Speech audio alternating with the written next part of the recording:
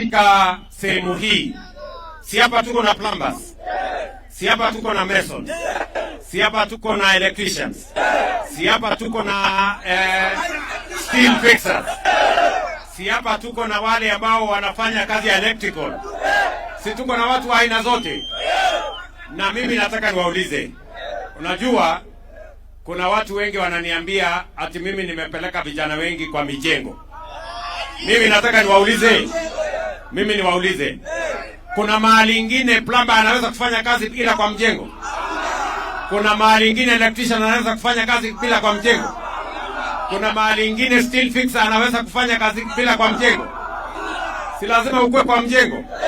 Ndio ile masomo mmesomea, ile skills ambayo mmepata, ile talent ambayo mko nazo, ndio mnaweza kuzitumia hapa. Kwa hivyo mimi nataka niwaulize, hii kazi niendelee naye ama mnasema tufanye namna gani? Mnasema tuendelee? Tuendelee ama tuendelee? Mnasema tuendelee? Hebu nione wale wanasema tuendelee.